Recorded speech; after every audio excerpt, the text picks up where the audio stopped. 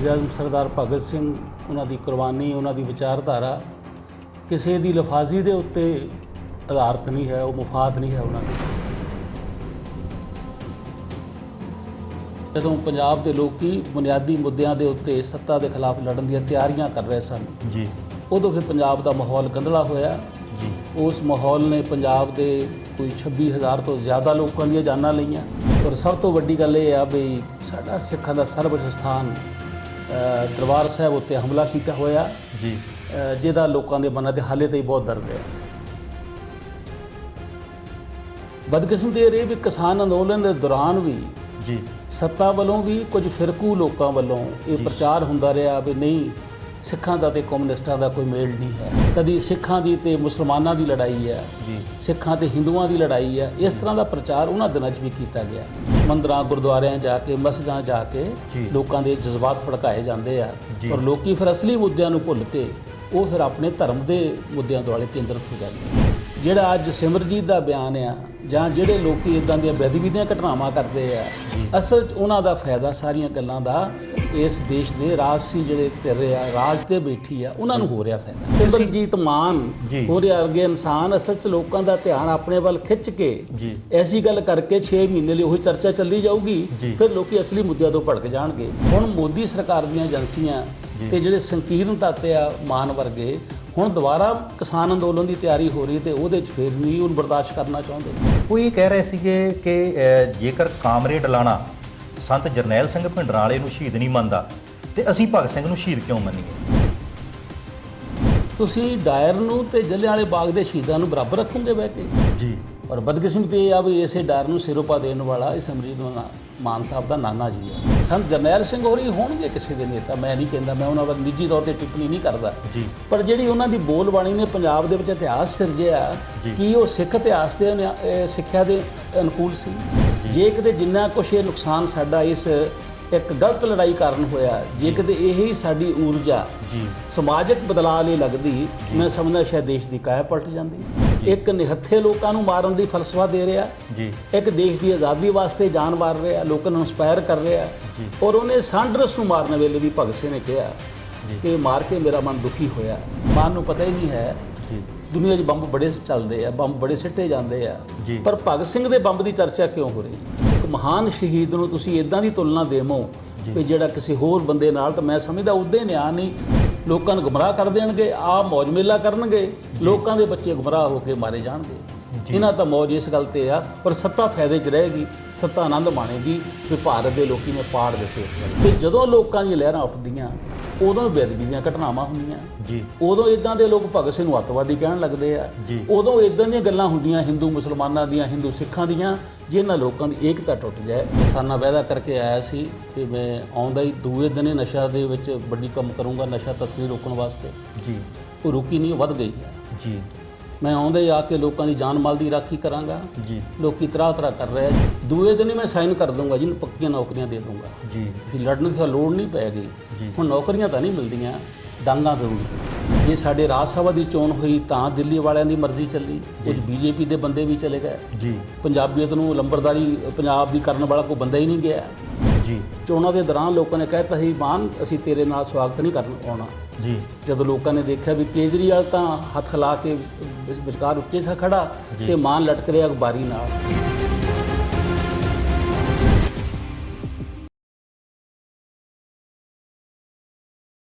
ਪੰਜਾਬ ਦੇ ਹਾਲਾਤ ਇਸ ਵਕਤ ਬਹੁਤ ਹੀ ਮਜ਼ਬੂਤ ਭਾਈਚਾਰਕ ਤੌਰ ਤੇ ਹੋ ਚੁੱਕੇ ਸਨ। ਕਿਸਾਨੀ ਮੋਰਚੇ ਨੇ ਬਹੁਤ ਵੱਡਾ ਲੋਕਾਂ ਦੇ ਵਿੱਚ ਇੱਕ ਬਦਲਾਅ ਵੀ ਲਿਆਂਦਾ ਤੇ ਲੋਕਾਂ ਵਿੱਚ ਭਾਈਚਾਰਕ ਸਾਂਝ ਨੂੰ ਪੀੜੀ ਗੱਠ ਵੀ ਦਿੱਤੀ। ਪਰ ਸਮਾਂ ਬਦਲਦੇ 8-9 ਮਹੀਨੇ ਹੋਏ ਨੇ। ਪੰਜਾਬ ਦੇ ਵਿੱਚ ਸਥਾਪਤੀ ਪਾਰਟੀਆਂ ਦੀ ਸੱਤਾ ਬਦਲਦੀ ਆ, ਆਮ ਆਦਮੀ ਪਾਰਟੀ ਦੀ ਸਰਕਾਰ ਬਣਦੀ ਆ। ਆਮ ਆਦਮੀ ਪਾਰਟੀ ਦੀ ਸਰਕਾਰ 4 ਮਹੀਨੇ ਤੋਂ ਬਾਅਦ ਸੰਗਰੂਰ ਦੇ ਵਿੱਚ ਉਪ ਚੋਣ ਦੌਰਾਨ ਜਿਸ ਤਰ੍ਹਾਂ ਲੋਕਾਂ ਦੇ ਮਤ ਨੇ ਇੱਕ ਧਿਰ ਨੂੰ ਦੁਬਾਰਾ ਪਲਟ ਕੇ ਥੱਲੇ ਸਿੱਟਿਆ ਤੇ ਸਿਮਰਨਜੀਤ ਸਿੰਘ ਮਾਨ ਲੋਕ ਸਭਾ ਸੰਗਰੂਰ ਹਲਕੇ ਤੋਂ ਜਿੱਤ ਕੇ MP ਬਣ ਜਾਂਦੇ ਨੇ। ਪਿਛਲੇ ਦਿਨੀ ਬਿਆਨ ਦਿੰਦੇ ਨੇ ਕਿ ਸ਼ਹੀਦ ਭਗਤ ਸਿੰਘ ਨੂੰ ਮੈਂ ਸ਼ਹੀਦ ਨਹੀਂ ਮੰਨਦਾ। ਸ਼ਹੀਦ ਭਗਤ ਸਿੰਘ ਉਹਨਾਂ ਦਾ ਮੰਨਣਾ ਆ ਕਿ ਉਹ ਅੱਤਵਾਦੀ ਨੇ। ਇਸ ਬਿਆਨ ਨੇ ਪੰਜਾਬ ਹੀ ਨਹੀਂ ਪੂਰੇ ਭਾਰਤ ਦੀ ਰਾਜਨੀਤੀ ਦੇ ਵਿੱਚ ਵੱਡੇ ਵਖਰੇਵੇਂ ਇਸ ਵਕਤ ਖੜੇ ਕਰ ਦਿੱਤੇ ਨੇ। ਚਰਚਾ ਦਾ ਵਿਸ਼ਾ ਬਣਿਆ ਹੋਇਆ ਸਿਮਰਨਜੀਤ ਸਿੰਘ ਮਾਨ ਦਾ ਬਿਆਨ।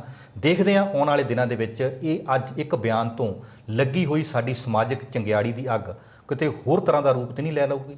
ਕਰਦੇ ਹਾਂ ਸ਼੍ਰੀ ਮੰਗਤ ਰਾਮ ਪਾਸਲਾ ਜੀ ਨਾਲ ਗੱਲਬਾਤ, ਜਾਣਦੇ ਹਾਂ ਕਿ ਅਜੋਕੀ ਸਥਿਤੀ ਦੇ ਉੱਤੇ ਇਹਨਾਂ ਦਾ ਬਿਆਨ ਕੀ ਅਸਰ ਪਾ ਸਕਦਾ। ਪਾਸਲਾ ਸਾਹਿਬ ਨਿੱਘਾ ਜੀ ਹਾਂ ਜੀ। ਬਹੁਤ ਹੀ ਦਰਸ਼ਕਾਂ ਦਾ ਧੰਨਵਾਦ ਜਿਹਨਾਂ ਦੇ ਸਾਹਮਣੇ ਮੈਨੂੰ ਬੋਲਣ ਦਾ ਮੌਕਾ ਮਿਲ ਰਿਹਾ ਜੀ। ਪਾਸਲਾ ਸਾਹਿਬ, ਬੜਾ ਪੰਜਾਬ ਦਾ ਇਕੱਠ ਸੀ, ਏਕਾ ਸੀ। ਜੇ ਆਪਾਂ ਸਾਲ ਪਹਿਲਾਂ ਨਿਗਾਹ ਮਾਰ ਲਈਏ, ਉਸ ਏਕੇ ਤੇ ਇਕੱਠ ਨੇ ਕੇਂਦਰ ਸਰਕਾਰ ਦੀਆਂ ਜਿਹੜੀਆਂ ਜੜ੍ਹਾਂ ਵੀ ਹਿਲਾਈਆਂ ਤੇ ਅੰਦੋਲਨ ਜਿੱਤ ਕੇ ਵਾਪਸ ਆਏ। ਲੋਕ ਸਭਾ ਚੋਣ ਹੁੰਦੀ ਆ, ਸਿਮਰਨਜੀਤ ਸਿੰਘ ਮਾਨ ਜਿੱਤਦੇ ਨੇ, ਪਰ ਆ ਜਿਹੜੇ 2 ਦਿਨ ਪਹਿਲਾਂ ਉਹਨਾਂ ਦੇ ਬਿਆਨ ਆਉਂਦੇ ਨੇ ਤੇ ਬਿਆਨ ਦੇ ਨਾਲ ਜਿਹੜੀ ਆ ਇਸ ਵਕਤ ਫਿਰ ਵੰਡੀਆਂ ਪੈਂਦੀਆਂ ਨਜ਼ਰ ਆ ਰਹੀਆਂ ਨੇ। ਸੋਸ਼ਲ ਮੀਡੀਆ ਤੇ ਸਿਮਰਨਜੀਤ ਸਿੰਘ ਮਾਨ ਦੇ ਸਮਰਥਕ ਆਪਣੀ ਇੱਕ ਵਿਊ ਪੁਆਇੰਟ ਰੱਖ ਰਹੇ ਨੇ। ਦੂਸਰੀ ਧਿਰ ਜਿਹੜੀ ਸ਼ਹੀਦ ਭਗਤ ਸਿੰਘ ਨੂੰ ਬਹੁਤ ਪਿਆਰ ਕਰਦੀ ਆ, ਸ਼ਹੀਦ ਭਗਤ ਸਿੰਘ ਨੂੰ ਆਈਕਨ ਮੰਨਦੀ ਆ, ਉਹ ਧਿਰ ਇਸ ਵਕਤ ਇਹ ਕਹਿ ਰਹੀ ਆ ਕਿ ਸਿਮਰਨਜੀਤ ਸਿੰਘ ਮਾਨ ਦਾ ਬਿਆਨ ਇਹ ਇੱਦਾਂ ਦਾ ਨਹੀਂ ਸੀ ਹੋਣਾ ਚਾਹੀਦਾ। ਸ਼ਹੀਦ ਭਗਤ ਸਿੰਘ ਜਿਹੜੇ ਨੇ ਉਹ ਇਕੱਲੇ ਪੰਜਾਬੀਆਂ ਦੇ ਨਹੀਂ, ਪੂਰੇ ਦੇਸ਼ ਦੇ ਆਈਕਨ ਨੇ। ਕੀ ਸੋਚਦੇ ਹੋ? ਪਹਿਲੀ ਗੱਲ ਤਾਂ ਇਹ ਹੈ ਵੀ ਸਿਮਰਜੀਤ ਮਾਨ ਹੋਰਾਂ ਦਾ ਇਹ ਬਿਆਨ ਬਹੁਤ ਹੀ ਮੰਦਭਾਗਾ ਆ, ਜਿਹਦੀ ਨੁਕਤਾਚੀਨੀ ਸਾਰੇ ਲੋਕ ਕਰੇ ਰਹੇ ਆ ਜੀ। ਪਰ ਮੈਂ ਸਮਝਦਾ ਕਿ ਸ਼ਹੀਦ ਆਜ਼ਮ ਸਰਦਾਰ ਭਗਤ ਸਿੰਘ, ਉਹਨਾਂ ਦੀ ਕੁਰਬਾਨੀ, ਉਹਨਾਂ ਦੀ ਵਿਚਾਰਧਾਰਾ ਕਿਸੇ ਦੀ ਲਫਾਜ਼ੀ ਦੇ ਉੱਤੇ ਆਧਾਰਿਤ ਨਹੀਂ ਹੈ, ਉਹ ਮੁਫਾਦ ਨਹੀਂ ਹੈ ਉਹਨਾਂ ਦੀ। ਇਸ ਲਈ ਭਗਤ ਸਿੰਘ ਹੋਰਾਂ ਦਾ ਉਚੇਚੇ ਤੌਰ ਤੇ ਆਜ਼ਾਦੀ ਦੇ ਅੰਦੋਲਨ 'ਚ ਰੋਲ, ਉਹਨਾਂ ਦੀ ਬਰਾਬਰਤਾ ਵਾਲਾ ਵਿਚਾਰ, ਉਹਨਾਂ ਦਾ ਫਿਰਕਾ ਪ੍ਰਸਤੀ ਵਿਰੋਧੀ ਪੈਂਤੜਾ ਅੱਜ ਵੀ ਸਾਰੇ ਦੇਸ਼ ਵਾਸਤੇ ਬਹੁਤ ਹੀ ਇੱਕ ਪ੍ਰੇਰਨਾ ਦਾ ਸਰੋਤ ਆ। ਲੇਕਿਨ ਬਦਕਿਸਮਤੀ ਇਹ ਆ ਵੀ ਬਹੁਤ ਸਾਰੇ ਲੋਕ, ਜਿਨ੍ਹਾਂ ਸਿਮਰਜੀਤ ਮਾਨ ਵੀ ਸ਼ਾਮਲ ਆ, ਉਹਨਾਂ ਨੇ ਭਗਤ ਸਿੰਘ ਬਾਰੇ ਬੜੇ ਮਾੜੇ ਸ਼ਬਦ ਵਰਤੇ ਆ, ਜਿਨ੍ਹਾਂ ਦੀ ਜੈਨੂਨ ਤੌਰ ਤੇ ਲੋਕ ਨਿੰਦਿਆ ਕਰਦੇ ਆ। ਪਰ ਮੈਂ ਗੱਲ ਜ਼ਰੂਰ ਕਹਿਣੀ ਚਾਹੁੰਦਾ ਵੀ ਅਸਲ 'ਚ ਦੇਖਣ ਦੀ ਗੱਲ ਇਹ ਆ ਵੀ ਜਦੋਂ ਇੱਦਾਂ ਦੇ ਮੌਕੇ ਆਉਂਦੇ ਕਦੀ ਜੀ, ਜਦੋਂ ਲੋਕੀ ਸੱਤਾ ਦੇ ਖਿਲਾਫ ਲੜਦੇ ਆ ਜੀ, ਉਸ ਵੇਲੇ ਕੁਝ ਐਸੇ ਲੋਕ ਜਿਨ੍ਹਾਂ ਦੀ ਬਹੁਤ ਹੀ ਸੰਕੀਰਨ ਸੋਚ ਆ ਜੀ, ਔਰ ਸਰਕਾਰੀ ਏਜੰਸੀਆਂ ਆ, ਉਹ ਫਿਰ ਆਪਣਾ ਕੰਮ ਸ਼ੁਰੂ ਕਰਦੀਆਂ, ਫਿਰ ਉਸ ਲੋਕਾਂ ਦੀ ਸੱਤਾ ਦੇ ਖਿਲਾਫ ਲੜਾਈ ਨੂੰ ਕਮਜ਼ੋਰ ਕਰਨ ਦਾ ਯਤਨ ਕਰਦੀਆਂ। ਜੀ। ਇੱਦਾਂ ਦਾ ਮਾਹੌਲ ਇੱਕ ਵਾਰੀ 1978 ਵਿੱਚ ਸਿਰਜਿਆ ਗਿਆ, ਜੀ। ਜਦੋਂ ਪੰਜਾਬ ਦੇ ਲੋਕੀ ਬੁਨਿਆਦੀ ਮੁੱਦਿਆਂ ਦੇ ਉੱਤੇ ਸੱਤਾ ਦੇ ਖਿਲਾਫ ਲੜਨ ਦੀਆਂ ਤਿਆਰੀਆਂ ਕਰ ਰਹੇ ਸਨ। ਜੀ। ਉਦੋਂ ਫਿਰ ਪੰਜਾਬ ਦਾ ਮਾਹੌਲ ਗੰਧਲਾ ਹੋਇਆ। ਜੀ। ਉਸ ਮਾਹੌਲ ਨੇ ਪੰਜਾਬ ਦੇ ਕੋਈ 26,000 ਤੋਂ ਜ਼ਿਆਦਾ ਲੋਕਾਂ ਦੀਆਂ ਜਾਨਾਂ ਲਈਆਂ। ਜੀ। ਉਹਦਾ ਭੁਗਤਾਨ ਸਾਨੂੰ ਸਾਰੇ ਪੰਜਾਬ ਨੂੰ ਭੁਗਤਣਾ ਪਿਆ, ਸਾਰੇ ਦੇਸ਼ ਨੂੰ ਭੁਗਤਣਾ ਪਿਆ। ਜੀ। ਹਜ਼ਾਰਾਂ ਘਰਾਂ ਦੀ ਬਰਬਾਦੀ ਹੋ ਗਈ। ਜੀ। ਔਰ ਸਭ ਤੋਂ ਵੱਡੀ ਗੱਲ ਇਹ ਆ ਵੀ ਸਾਡਾ ਸਿੱਖਾਂ ਦਾ ਸਰਵਉੱਚ ਸਥਾਨ ਦਰਬਾਰ ਸਾਹਿਬ ਉੱਤੇ ਹਮਲਾ ਕੀਤਾ ਹੋਇਆ। ਜੀ। ਜਿਹਦਾ ਲੋਕਾਂ ਦੇ ਮਨਾਂ ਤੇ ਹਾਲੇ ਤਾਈਂ ਬਹੁਤ ਦਰਦ ਆ। ਜੀ। ਉਹ ਹਾਲੇ ਉਹਨਾਂ ਜ਼ਖਮਾਂ ਦੇ ਉੱਤੇ ਅਬੂਰ ਆ ਹੀ ਰਿਹਾ। ਜੀ। ਪੰਜਾਬ ਦੇ ਲੋਕਾਂ ਨੇ ਫਿਰ ਅੰਗੜਾਈ ਲਈ, ਕਿਸਾਨ ਮੋਰਚੇ 'ਚ ਉਹਨਾਂ ਨੇ ਆਪਣੇ ਰੂਪ ਦਾ ਪ੍ਰਗਟਾਵਾ ਕੀਤਾ। ਜੀ। ਬਦਕਿਸਮਤੀ ਇਹ ਰਹੀ ਵੀ ਕਿਸਾਨ ਅੰਦੋਲਨ ਦੇ ਦੌਰਾਨ ਵੀ ਜੀ, ਸੱਤਾ ਵੱਲੋਂ ਵੀ ਕੁਝ ਫਿਰਕੂ ਲੋਕਾਂ ਵੱਲੋਂ ਇਹ ਪ੍ਰਚਾਰ ਹੁੰਦਾ ਰਿਹਾ ਵੀ ਨਹੀਂ, ਸਿੱਖਾਂ ਦਾ ਤੇ ਕਮਿਊਨਿਸਟਾਂ ਦਾ ਕੋਈ ਮੇਲ ਨਹੀਂ ਹੈ। ਜੀ।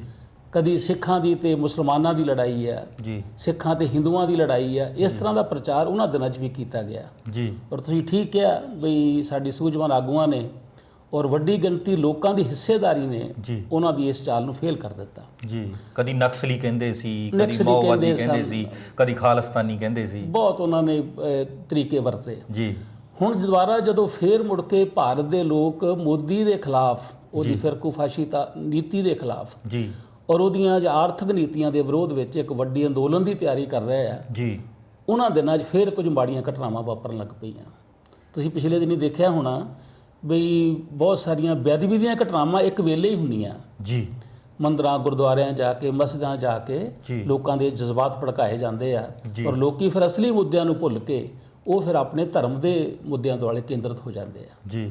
ਇਸੇ ਤਰ੍ਹਾਂ ਕੁਝ ਲੋਕਾਂ ਦੇ ਜਿਹੜੇ ਉਹਨਾਂ ਦੇ ਆਈਕਨਸ ਆ, ਉਹਨਾਂ ਦੇ ਗੁਰੂ ਸਾਹਿਬਾਨ ਆ, ਉਹਨਾਂ ਦੇ ਵੱਡੇ ਵਡੇਰੇ ਆ, ਉਹਨਾਂ ਦੇ ਖਿਲਾਫ ਅਪਸ਼ਬਦਾਲੀ ਬੋਲ ਦਿੰਦੇ ਆ। ਜੀ। ਫਿਰ ਉਹ ਲੋਕੀ ਭੜਕ ਜਾਂਦੇ ਆ। ਜੀ। ਤਾਂ ਕਿ ਅਸਲੀ ਮੁੱਦਿਆਂ ਤੋਂ ਪਾਸੇ। ਇਹਦਾ ਫਾਇਦਾ ਹੁੰਦਾ ਜਦੋਂ ਕੋਈ ਗੱਲ ਘਟਨਾ ਵਾਪਰਦੀ ਹੈ, ਸਾਨੂੰ ਉਹਦਾ ਬੁਨਿਆਦੀ ਦੇਖਣਾ ਇਹ ਚਾਹੀਦਾ ਵੀ ਇਸ ਗੱਲ ਦਾ ਫਾਇਦਾ ਕਿਹਨੂੰ ਹੋ ਰਿਹਾ। ਜੀ। ਜਿਹੜਾ ਅੱਜ ਸਿਮਰਜੀਤ ਦਾ ਬਿਆਨ ਆ ਜਾਂ ਜਿਹੜੇ ਲੋਕੀ ਇਦਾਂ ਦੀਆਂ ਬੇਅਦਬੀ ਦੀਆਂ ਘਟਨਾਵਾਂ ਕਰਦੇ ਆ, ਅਸਲ 'ਚ ਉਹਨਾਂ ਦਾ ਫਾਇਦਾ ਸਾਰੀਆਂ ਗੱਲਾਂ ਦਾ ਇਸ ਦੇਸ਼ ਦੇ ਰਾਜਸੀ ਜਿਹੜੇ ਧਿਰ ਆ, ਰਾਜ ਤੇ ਬੈਠੀ ਆ, ਉਹਨਾਂ ਨੂੰ ਹੋ ਰਿਹਾ ਫਾਇਦਾ। ਜੀ। ਇਸ ਲਈ ਮੈਂ ਸਮਝਦਾ ਕਿ ਇਸ ਬਿਆਨ ਦੇ ਨਾਲ ਵੀ ਜਿਹੜਾ ਦੇਸ਼ ਦਾ ਇੱਕ ਮਾਹੌਲ ਬਣ ਰਿਹਾ ਸੀ, ਉਹਨਾਂ ਨੇ ਸੱਟ ਮਾਰਨ ਦਾ ਯਤਨ ਕੀਤਾ। ਪਰ ਮੈਂ ਸਮਝਦਾ ਕਿ ਅਸਲ 'ਚ ਸਾਨੂੰ ਇਹ ਧਿਆਨ ਰੱਖਣਾ ਚਾਹੀਦਾ ਵੀ ਅਸੀਂ ਇਦਾਂ ਦੇ ਲੋਕਾਂ ਦੇ ਗੁੰਮਰਾਹਕੁਨ ਪ੍ਰਚਾਰਨ ਦਾ ਬਹੁਤਾ ਧਿਆਨ ਹੀ ਨਾ ਦਈਏ। ਅਸਲ 'ਚ ਸਿਮਰਜੀਤ ਮਾਨ ਹੋਰੇ ਵਰਗੇ ਇਨਸਾਨ ਅਸਲ 'ਚ ਲੋਕਾਂ ਦਾ ਧਿਆਨ ਆਪਣੇ ਵੱਲ ਖਿੱਚ ਕੇ ਐਸੀ ਗੱਲ ਕਰਕੇ 6 ਮਹੀਨੇ ਲਈ ਉਹੀ ਚਰਚਾ ਚੱਲੀ ਜਾਊਗੀ, ਫਿਰ ਲੋਕੀ ਅਸਲੀ ਮੁੱਦਿਆਂ ਤੋਂ ਭੜਕ ਜਾਣਗੇ। ਸਾਨੂੰ ਸੁਚੇਤ ਹੋਣਾ ਚਾਹੀਦਾ ਕਿ ਅਸੀਂ ਇਦਾਂ ਦੀਆਂ ਗੱਲਾਂ ਦਾ ਉਹਦਾ ਨੋਟਸ ਮੰਚ ਤਾਂ ਰੱਖੀਏ ਵੀ ਕੀ ਹੋ ਰਿਹਾ, ਪਰ ਇਹਦਾ ਬਹੁਤਾ ਨੋਟਸ ਨਾ ਲਈਏ, ਕਿਉਂਕਿ ਇਹੀ ਉਹ ਚਾਹੁੰਦੇ ਆ ਵੀ ਇਹਨਾਂ ਦੇ ਚਰਚਾ ਹੋਵੇ ਤੇ ਅਸਲੀ ਮੁੱਦਿਆਂ ਤੋਂ ਲੋਕਾਂ ਦਾ ਧਿਆਨ ਪਾਸੇ ਹੋ ਜਾਏ। ਜੇ ਪਾਸਲ ਸਾਹਿਬ ਤੁਹਾਡੀ ਗੱਲ ਨੂੰ ਇਸ ਨਾਲ ਜੋੜ ਜਾਵੇ, SKM ਖਾਸ ਕਰਕੇ ਪੰਜਾਬ ਦੀ ਇਲੈਕਸ਼ਨ ਵਿੱਚ ਦੋ ਫਾੜ ਜਿਹਾ ਹੋ ਗਿਆ ਸੀ। ਪਿਛਲੇ ਦਿਨੀ ਗਾਜ਼ੀਆਬਾਦ ਮੀਟਿੰਗ ਹੋਈ, ਕਾਫੀ ਜਥੇਬੰਦੀਆਂ ਜਿਹੜੀਆਂ ਇੱਕ ਥਾਂ ਹੋ ਗਈਆਂ। ਜਿਹੜੀ 31 ਤਰੀਕ ਦੀ ਬੰਦ ਦੀ ਕਾਲ ਦਿੱਤੀ ਗਈ ਭਾਰਤ ਦੇ ਵਿੱਚ, ਉਸ ਤੋਂ ਬਾਅਦ ਜਿਹੜੀਆਂ ਮੰਗਾਂ ਰਹਿੰਦੀਆਂ ਉਹਨਾਂ ਮੁੱਦਿਆਂ ਨੂੰ ਲੈ ਕੇ ਜਿਹੜੀ ਕਿਸਾਨੀ ਅੰਦੋਲਨ ਦੀ ਅਗਲੀ ਲਹਿਰ ਸ਼ੁਰੂ ਹੋਣ ਵਾਲੀ ਆ, ਕੀ ਲੱਗਦਾ ਹੈ ਕਿ ਉਸ ਚੀਜ਼ ਨੂੰ ਰੋਕਣ ਲਈ ਵੀ ਉਹ ਤਾਕਤਾਂ ਇਸ ਵਕਤ, ਜਾਂ ਕਹਿ ਦਈਏ ਸੱਤਾ ਨੂੰ ਜਿਹੜੀ ਗੱਲ ਬਰਦਾਸ਼ਤ ਨਹੀਂ ਹੁੰਦੀ, ਉਦੋਂ ਪਹਿਲਾਂ ਉਹ ਦੋ ਫਾੜ ਕਰਨਾ ਚਾਹੁੰਦੇ ਆ? ਜ਼ਾਲਮ ਹੁਕਮਰਾਨ ਹਰ ਕੇ ਵੀ ਆਪਣੀ ਹਾਰ ਨੂੰ ਸਵੀਕਾਰ ਨਹੀਂ ਕਰਦਾ ਜੀ, ਉਹ ਆਪਣੀ ਹਾਰ ਨੂੰ ਫਿਰ ਜਿੱਤ 'ਚ ਬਦਲਣਾ ਚਾਹੁੰਦਾ ਹੈ ਜੀ। ਦਿੱਲੀ ਕਿਸਾਨ ਮੋਰਚੇ ਦੀ ਜਿੱਤ ਹੋ ਗਈ ਆ, ਲੋਕੀ ਇੱਕ ਨਵੇਂ ਅੰਦਾਜ਼ 'ਚ ਆ ਜੀ। ਜਿਹੜੀ ਉਹਨੇ ਊਰਜਾ ਲੋਕਾਂ 'ਚ ਪੈਦਾ ਕੀਤੀ ਆ, ਉਹ ਊਰਜਾ ਕਿਸੇ ਦੇ ਮਾਇਆ ਮਰਨੀ ਨਹੀਂ ਹੈ ਜੀ, ਕਿਸੇ ਦੇ ਕਹਿਣ ਤੇ ਸਰਾਪੇ ਦੇ ਨਾਲ ਉਹ ਖਤਮ ਨਹੀਂ ਹੋਣੀ।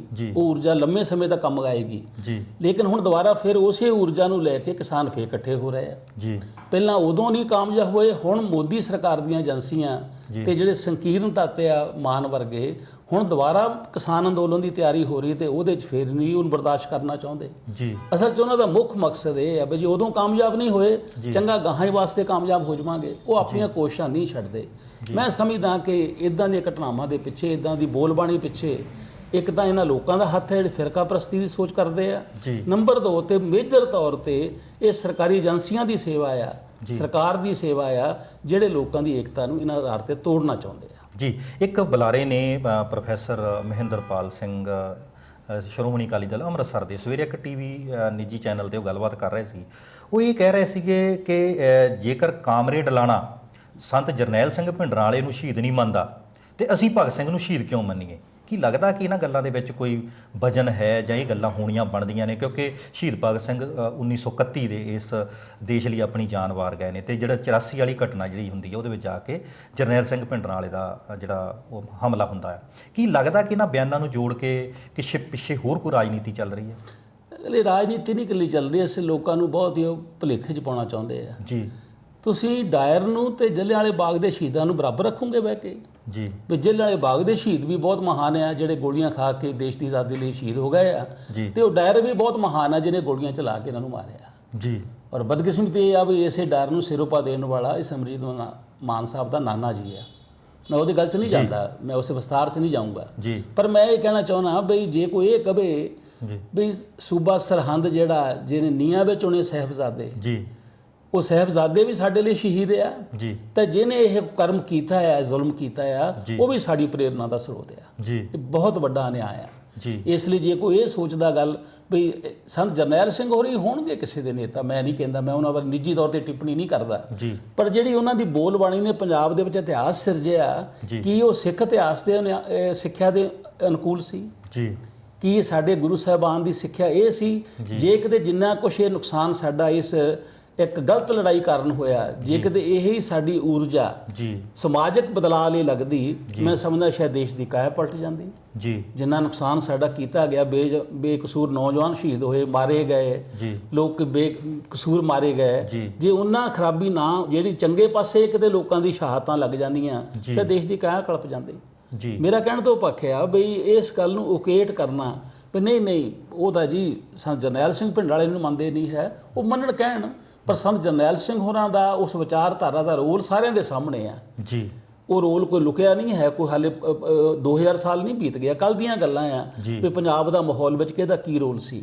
ਇਸ ਲਈ ਮੈਂ ਸਮਝਦਾ ਕਿ ਕਿਸੇ ਨੂੰ ਉਕੇਟ ਕਰਨਾ ਇੱਕ ਨਿਹੱਥੇ ਲੋਕਾਂ ਨੂੰ ਮਾਰਨ ਦੀ ਫਲਸਫਾ ਦੇ ਰਿਹਾ, ਇੱਕ ਦੇਸ਼ ਦੀ ਆਜ਼ਾਦੀ ਵਾਸਤੇ ਜਾਨ ਵਾਰ ਰਿਹਾ, ਲੋਕਾਂ ਨੂੰ ਇੰਸਪਾਇਰ ਕਰ ਰਿਹਾ। ਔਰ ਉਹਨੇ ਸਾਂਡਰਸ ਨੂੰ ਮਾਰਨ ਵੇਲੇ ਵੀ ਭਗਤ ਸਿੰਘ ਨੇ ਕਿਹਾ ਕਿ ਮਾਰ ਕੇ ਮੇਰਾ ਮਨ ਦੁਖੀ ਹੋਇਆ, ਮੈਂ ਜ਼ਿੰਦਗੀ ਨੂੰ ਪਿਆਰ ਕਰਨ ਵਾਲਾ ਇਨਸਾਨ ਹਾਂ, ਜੀ ਪਰ ਅਸੀਂ ਲਾਜਪਤ ਰਾਏ ਦੀ ਜਿਹੜੀ ਬੇਇੱਜ਼ਤੀ ਹੋਈ ਸੀ ਨਾ, ਅਸੀਂ ਉਹ ਸਹਾਰ ਨਹੀਂ ਸਕਦੇ। ਬਜ਼ੁਰਗ ਸਾਡਾ ਸੀ ਲੜਦਾ, ਹਾਲਾਂਕਿ ਲਾਜਪਤ ਰਾਏ ਨਾਲ ਭਗਤ ਸਿੰਘ ਦੇ ਬਹੁਤ ਡੂੰਘੇ ਮਤਭੇਦ ਸਨ, ਵੱਖਰੇਵੇਂ ਸੀ। ਮਤਲਬ ਇਹ ਕਮਾਲ ਦੇ ਲੋਕ ਸਨ ਭਗਤ ਸਿੰਘ ਹੋਰੀ, ਜਿਹੜੇ ਵਿੱਚ ਮਾਨਵਤਾ ਗੁੰਦੀ ਹੋਈ ਸੀ, ਜਿਹਨਾਂ 'ਚ ਸੰਵੇਦਨਸ਼ੀਲਤਾ ਬਹੁਤ ਸੀ। ਇਸ ਲਈ ਉਹਨੇ ਮਾਰਨ, ਫਿਰ ਨੰਬਰ 2 ਤੇ ਬੰਬ ਬਾਰੇ ਵੀ ਕਿਹਾ ਸਿਮਰਜੀਤ ਮਾਨ ਨੇ, ਤੇ ਬੰਬ ਸਿੱਟਿਆ ਜੀ, ਉਹ ਬੇਗੁਨਾਹ ਲੋਕ ਮਰ ਜਾਂਦੇ। ਮਾਨ ਨੂੰ ਪਤਾ ਹੀ ਨਹੀਂ ਹੈ ਜੀ ਦੁਨੀਆ 'ਚ ਬੰਬ ਬੜੇ ਚੱਲਦੇ ਆ, ਬੰਬ ਬੜੇ ਸਿੱਟੇ ਜਾਂਦੇ ਆ, ਜੀ ਪਰ ਭਗਤ ਸਿੰਘ ਦੇ ਬੰਬ ਦੀ ਚਰਚਾ ਕਿਉਂ ਹੋ ਰਹੀ ਹੈ ਸਾਰੀ ਦੁਨੀਆ 'ਚ? ਉਹ ਇਸ ਕਰਕੇ ਹੋ ਰਹੀ ਆ ਕਿ ਭਗਤ ਸਿੰਘ ਨੇ ਬੰਬ ਬੰਦੇ ਮਾਰਨ ਲਈ ਨਹੀਂ ਸੀ ਸੁੱਟਿਆ। ਜੀ ਉਹ ਜੇ ਸਿੱਟਿਆ ਸੀ ਤੇ ਇਹ ਕਹਿਣ ਲਈ ਵੀ ਅੰਗਰੇਜ਼ੋ ਤੁਹਾਡੇ ਕੰਨ ਬੜੇ ਬੋਲੇ ਆ, ਮੈਂ ਇਸ ਬੰਬ ਨਾਲ ਤੁਹਾਡੇ ਕੰਨ ਖੋਲ੍ਹਣਾ ਚਾਹੁੰਦਾ ਵੀ ਸਾਨੂੰ ਇਹ ਤੇਰੇ ਕਾਨੂੰਨ ਨਹੀਂ ਚਾਹੀਦੇ, ਸਾਨੂੰ ਅਸੀਂ ਆਜ਼ਾਦੀ ਚਾਹੀਦੀ ਹੈ। ਜੀ ਤਾਂ ਮੇਰਾ ਕਹਿਣ ਤੋਂ ਪੱਖ ਆ ਬਈ ਭਗਤ ਸਿੰਘ ਦੇ ਇਸ ਕਾਰਨਾਮੇ ਨੂੰ, ਮਹਾਨ ਕਾਰਨਾਮੇ ਨੂੰ, ਜਿਹੜਾ 140 ਕਰੋੜ ਲੋਕ ਆਜ਼ਾਦੀ ਜਿੰਨੀ ਕੁ ਮੰਨਦੇ ਆ, ਉਹਦੇ ਇੱਕ ਮਹਾਨ ਸ਼ਹੀਦ ਨੂੰ ਤੁਸੀਂ ਇਦਾਂ ਦੀ ਤੁਲਨਾ ਦੇਵੋ ਵੀ ਜਿਹੜਾ ਕਿਸੇ ਹੋਰ ਬੰਦੇ ਨਾਲ, ਤਾਂ ਮੈਂ ਸਮਝਦਾ ਉੱਦਾਂ ਹੀ ਨਿਆਂ ਨਹੀਂ। ਸਾਨੂੰ ਇਸ ਗੱਲ ਦਾ ਨੋਟਿਸ ਵੀ ਨਹੀਂ ਲੈਣਾ ਚਾਹੀਦਾ। ਮੈਂ ਤਾਂ ਪੰਜਾਬੀ ਨੂੰ ਇਹ ਕਹਿਣਾ ਵੀ ਇੱਦਾਂ ਸਮਝੋ ਵੀ ਸਾਡੇ 'ਚ ਕੋਈ ਐਸੇ ਇਨਸਾਨ ਪੈਦਾ ਹੋਇਆ ਜਿਹੜੇ ਸਾਡੇ ਫਲਸਫੇ ਨੂੰ, ਸਾਡੇ ਗੁਰੂ ਸਾਹਿਬ ਦੇ ਫਲਸਫੇ ਨੂੰ, ਦੇਸ਼ ਭਗਤਾਂ ਦੇ ਫਲਸਫੇ ਨੂੰ, ਗਦਰ ਪਾਰਟੀ ਦੇ ਭਗਤ ਸਿੰਘ ਦੇ ਫਲਸਫੇ ਨੂੰ ਤਬਾਹ ਕਰਨ ਤੇ ਤੁਲਨਾ ਤੁਲੇ ਆ। ਲੋਕਾਂ ਨੂੰ ਗੁੰਮਰਾਹ ਕਰ ਦੇਣਗੇ, ਆਪ ਮੌਜ ਮੇਲਾ ਕਰਨਗੇ, ਲੋਕਾਂ ਦੇ ਬੱਚੇ ਗੁੰਮਰਾਹ ਹੋ ਕੇ ਮਾਰੇ ਜਾਣਗੇ। ਇਹਨਾਂ ਤਾਂ ਮੌਜ ਇਸ ਗੱਲ ਤੇ ਆ, ਔਰ ਸੱਤਾ ਫਾਇਦੇ 'ਚ ਰਹੇਗੀ, ਸੱਤਾ ਆਨੰਦ ਮਾਣੇਗੀ ਵੀ ਭਾਰਤ ਦੇ ਲੋਕੀ ਮੈਂ ਪਾੜ ਦਿੱਤੇ ਇੱਕ ਵਾਰੀ ਫਿਰ। ਜੀ ਇਸ ਲਈ ਸਾਨੂੰ ਬਹੁਤ ਗੰਭੀਰਤਾ ਨਾਲ ਇਹ ਧਿਆਨ ਜ਼ਰੂਰ ਰੱਖਣਾ ਚਾਹੀਦਾ ਵੀ ਜਦੋਂ ਲੋਕਾਂ ਦੀਆਂ ਲਹਿਰਾਂ ਉੱਠਦੀਆਂ ਉਦੋਂ ਬੇਅਦਬੀ ਦੀਆਂ ਘਟਨਾਵਾਂ ਹੁੰਦੀਆਂ, ਜੀ ਉਦੋਂ ਇਦਾਂ ਦੇ ਲੋਕ ਭਗਤ ਸਿੰਘ ਨੂੰ ਅੱਤਵਾਦੀ ਕਹਿਣ ਲੱਗਦੇ ਆ, ਉਦੋਂ ਇਦਾਂ ਦੀਆਂ ਗੱਲਾਂ ਹੁੰਦੀਆਂ ਹਿੰਦੂ ਮੁਸਲਮਾਨਾਂ ਦੀਆਂ, ਹਿੰਦੂ ਸਿੱਖਾਂ ਦੀਆਂ, ਜਿਹਨਾਂ ਲੋਕਾਂ ਦੀ ਏਕਤਾ ਟੁੱਟ ਜਾਏ। ਇਹ ਪੁਰਾਣਾ ਸਾਮਰਾਜ ਦਾ ਵੀ ਹਥਿਆਰ ਰਿਹਾ, ਇਹ ਭਾਰਤ ਦੇ ਹਾਕਮਾਂ ਦਾ ਵੀ ਰਿਹਾ, ਔਰ ਅੱਜ ਦਿੱਲੀ ਦੀ ਸਰਕਾਰ ਦਾ ਇਹ ਪ੍ਰਮੁੱਖ ਹਥਿਆਰ ਬਣ ਗਿਆ ਵੀ ਲੋਕਾਂ ਨੂੰ ਇਸ ਪਾਸੇ ਪਾ ਕੇ ਅਸਲੀ ਮੁੱਦਿਆਂ ਤੋਂ ਭੜਕਾ ਦਿੱਤਾ ਜਾਏ। ਪਾਸਲ ਸਾਹਿਬ, ਜੇ ਆਪਾਂ ਗੱਲ ਕਰੀਏ ਕਿ ਪੰਜਾਬ ਦਾ ਖਿੱਤਾ ਹਮੇਸ਼ਾ ਹੀ ਕੁਛ ਨਾ ਕੁਛ ਤਬਦੀਲੀ ਚਾਹੁੰਦਾ ਰਿਹਾ। ਕਾਂਗਰਸ ਦਾ ਰਾਜ ਰਿਹਾ, ਅਕਾਲੀ ਦਲ ਦਾ ਰਾਜ ਲੰਬਾ ਸਮਾਂ ਰਿਹਾ, ਲਗਭਗ ਇਹ ਨਹੀਂ 20-25 ਸਾਲ ਦੋਨਾਂ ਧਿਰਾਂ ਨੇ ਰਾਜ ਕੀਤਾ ਪੰਜਾਬ ਤੇ। ਲੋਕਾਂ ਨੇ ਦੋਨਾਂ ਧਿਰਾਂ ਨੂੰ ਨਕਾਰ ਕੇ ਆਮ ਆਦਮੀ ਪਾਰਟੀ ਨੂੰ ਪੰਜਾਬ ਦੀ ਸੱਤਾ ਸੌਂਪੀ। ਹਜੇ ਮਹੀਨੇ 4 ਨਹੀਂ ਸੀ ਹੋਏ, ਸੰਗਰੂਰ ਬਾਈ ਇਲੈਕਸ਼ਨ ਆਉਂਦੀ ਆ।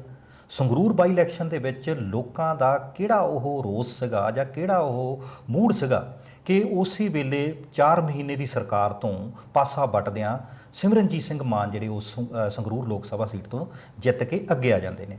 ਕੀ ਲੱਗ ਰਿਹਾ ਕਿ 15 ਲੱਖ ਵੋਟਾਂ ਦਾ ਸੰਗਰੂਰ ਲੋਕ ਸਭਾ ਸੀਟ ਦੀ ਨੁਮਾਇੰਦਗੀ ਸਿਮਰਨਜੀਤ ਸਿੰਘ ਮਾਨ ਜੇ ਕਿਰਪਾਨ ਦੇ ਮੁੱਦੇ ਤੇ ਆਣ ਕੇ ਫਿਰ ਜਾ ਕੇ ਸੰਸਦ ਵਿੱਚ ਉਹਨਾਂ ਦੀ ਆਵਾਜ਼ ਨਹੀਂ ਉਠਾ ਸਕਣਗੇ ਜਾਂ ਉਹਨਾਂ ਦਾ ਅੰਦਰ ਜਾ ਕੇ ਦੁੱਖ ਦਰਦ ਨਹੀਂ ਕੋਈ ਉੱਥੇ ਹੱਲ ਹੋਣਾ, ਜਿੱਥੇ ਜਿਸ ਮੰਦਰ ਦੇ ਵਿੱਚ ਹੱਲ ਹੋਣਾ, ਜੇ ਸੰਵਿਧਾਨ ਦੇ ਦਾਇਰੇ ਦੇ ਵਿੱਚ ਰਹਿ ਕੇ ਸਾਰਾ ਕੁਝ ਕੀਤਾ ਜਾਣਾ, ਉਸ ਮੁੱਦੇ ਤੇ ਆਣ ਕੇ ਸਿਮਰਨਜੀਤ ਸਿੰਘ ਮਾਨ ਫਿਰ ਕਿਰਪਾਨ ਦੇ ਮੁੱਦੇ ਤੇ ਆਣ ਕੇ ਪਿੱਛੇ ਆ ਜਾਂਦੇ ਨੇ, ਤੇ ਕਿਵੇਂ ਦੇ ਹਾਲਾਤ ਹੋਣਗੇ ਉਸ ਲੋਕਾਂ ਦੇ? ਦੇਖੋ, ਮੈਂ ਸਮਝਦਾ ਕਿ ਜਿਹੜਾ ਲੋਕਾਂ ਨੇ ਇੱਕ ਮਾਨ ਸਰਕਾਰ ਦੇ ਖਿਲਾਫ ਗੁੱਸਾ ਦਿਖਾ ਲਿਆ, ਆਪ ਸਰਕਾਰ ਦੇ ਖਿਲਾਫ ਜੀ ਬੇਸਾਨਾ ਵਾਅਦਾ ਕਰਕੇ ਆਇਆ ਸੀ ਵੀ ਮੈਂ ਆਉਂਦਾ ਹੀ ਦੂਏ ਦਿਨ ਨਸ਼ਾ ਦੇ ਵਿੱਚ ਵੱਡੀ ਕੰਮ ਕਰੂੰਗਾ, ਨਸ਼ਾ ਤਸਕਰੀ ਰੋਕਣ ਵਾਸਤੇ। ਜੀ ਉਹ ਰੁਕੀ ਨਹੀਂ, ਉਹ ਵੱਧ ਗਈ ਆ। ਜੀ ਮੈਂ ਆਉਂਦਾ ਹੀ ਆ ਕੇ ਲੋਕਾਂ ਦੀ ਜਾਨ ਮਾਲ ਦੀ ਰਾਖੀ ਕਰਾਂਗਾ। ਜੀ ਲੋਕੀ ਤਰ੍ਹਾਂ ਕਰ ਰਹੇ ਆ, ਜਾਨ ਮਾਲ ਦੀ ਰਾਖੀ ਕਿੰਨੀ ਹੋ ਰਹੀ ਹੈ ਲੋਕ ਦੇਖ ਰਹੇ ਆ। ਜੀ ਦੂਏ ਦਿਨ ਹੀ ਮੈਂ ਸਾਈਨ ਕਰ ਦੂੰਗਾ ਜੀ, ਪੱਕੀਆਂ ਨੌਕਰੀਆਂ ਦੇ ਦੂੰਗਾ, ਜੀ ਤੁਸੀਂ ਲੜਨ ਦੀ ਤਾਂ ਲੋੜ ਨਹੀਂ ਪੈਗੀ। ਹੁਣ ਨੌਕਰੀਆਂ ਤਾਂ ਨਹੀਂ ਮਿਲਦੀਆਂ, ਡਾਂਗਾਂ ਜ਼ਰੂਰ ਮਿਲਦੀਆਂ, ਖੂਨ ਜ਼ਰੂਰ ਵਹਿੰਦਾ ਆ। ਇਹਨਾਂ ਗੱਲਾਂ ਦਾ ਗੁੱਸਾ, ਇਹ ਤੋਂ ਵੱਡੀ ਗੱਲ ਇਹ ਆ ਵੀ ਪੰਜਾਬ ਦੀ ਵਾਗਡੋਰ ਦਿੱਲੀ ਚਲਾਵੇ ਸਾਡੇ ਲਈ। ਜੀ ਜੇ ਸਾਡੇ ਰਾਜ ਸਭਾ ਦੀ ਚੋਣ ਹੋਈ ਤਾਂ ਦਿੱਲੀ ਵਾਲਿਆਂ ਦੀ ਮਰਜ਼ੀ ਚੱਲੀ, ਕੁਝ ਬੀਜੇਪੀ ਦੇ ਬੰਦੇ ਵੀ ਚਲੇ ਗਏ। ਜੀ ਪੰਜਾਬੀਅਤ ਨੂੰ ਲੰਬਰਦਾਰੀ ਪੰਜਾਬ ਦੀ ਕਰਨ ਵਾਲਾ ਕੋਈ ਬੰਦਾ ਹੀ ਨਹੀਂ ਗਿਆ। ਧਨਵਾਨ ਲੋਕ ਗਏ ਜਾਂ ਬੀਜੇਪੀ ਦੇ ਪ੍ਰੋ ਗਏ। ਮਨ ਲੋਕਾਂ ਦੇ ਉਹਦੇ ਮਨ ਦੇ ਵਿੱਚ ਰੋਸ ਸੀ, ਲੋਕਾਂ ਦੇ ਬਹੁਤ ਰੋਸ ਸੀ। ਇਹ ਸਾਰੀਆਂ ਗੱਲਾਂ ਰੋਸ ਸੀ। ਉਹ ਰੋਸ ਦਾ ਹੀ ਉੱਥੇ ਮਾਨ ਦੀ ਹਾਰ ਦਾ ਕਾਰਨ ਹੈ, ਆਪ ਦੀ ਹਾਰ ਦਾ ਕਾਰਨ। ਉੱਥੇ ਸਿਮਰਜੀਤ ਮਾਨ ਦੀ ਜਿੱਤ ਨਹੀਂ ਹੈ ਜੀ, ਉਹ ਲੋਕਾਂ ਦਾ ਗੁੱਸੇ ਦਾ ਪ੍ਰਗਟਾਵਾ ਹੈ। ਇਹ ਠੀਕ ਹੈ, ਲੋਕਾਂ ਨੇ ਉਸ ਗੁੱਸੇ ਦਾ ਪ੍ਰਗਟਾਵਾ ਆਪਣੇ ਇਸ ਰੂਪ ਵਿੱਚ ਦੇਖਿਆ ਵੀ ਸਿਮਰਜੀਤ ਮਾਨ ਇਸ ਗੁੱਸੇ ਦਾ ਪ੍ਰਗਟਾਵਾ, ਇਹਨੂੰ ਵੋਟ ਪਾਵਾਂਗੇ ਜਿੱਤ ਜਾਏਗਾ ਜੀ। ਪਰ ਮੈਂ ਸਮਝਦਾ ਕਿ ਮਾਨ ਨੂੰ ਅੱਗੇ ਵੀ ਜਿਤਾ ਚੁੱਕੇ ਲੋਕ ਜੀ। ਮਾਨ ਨਹੀਂ ਪੰਜਾਬ ਦੇ ਲੋਕਾਂ ਦੀ ਨੁਮਾਇੰਦਗੀ ਕਰਨ ਵਾਲਾ ਜੀ। ਮਾਨ ਨਹੀਂ ਹੈ ਸਾਡੇ ਜਿਹੜਾ ਵਿਰਾਸਤ ਸਾਡੀ ਹੈ ਇਨਕਲਾਬੀਆਂ ਦੀ, ਉਹ ਵਿਰਾਸਤ ਨੂੰ ਅੱਗੇ ਲੈ ਕੇ ਜਾਣ ਵਾਲਾ। ਇਸ ਲਈ ਲੋਕਾਂ ਦਾ ਗੁੱਸਾ ਆਪ ਸਰਕਾਰ ਵੱਲ ਸੀ ਜੀ। ਉਹਦਾ ਮੌਕੇ ਦੇ ਪ੍ਰਗਟਾਵਾ ਇਹ ਕਰਦਾ ਗਿਆ। ਮੈਂ ਸਮਝਦਾ ਕਿ ਇਹ ਪ੍ਰਗਟਾਵੇ ਪਿੱਛੇ ਦਿੱਲੀ ਦੇ ਕਿਸਾਨ ਮੋਰਚੇ ਨੇ ਜਿਹੜੀ ਚੇਤਨਾ ਪੈਦਾ ਕੀਤੀ, ਉਹਦਾ ਹੀ ਵੱਡਾ ਹਿੱਸਾ ਆ। ਹੁਣ ਲੋਕੀ 5 ਸਾਲ ਨਹੀਂ ਢੀਕਣਗੇ ਜੀ। ਲੋਕੀ ਲੜਨਾ ਸਿੱਖ ਗਏ ਆ।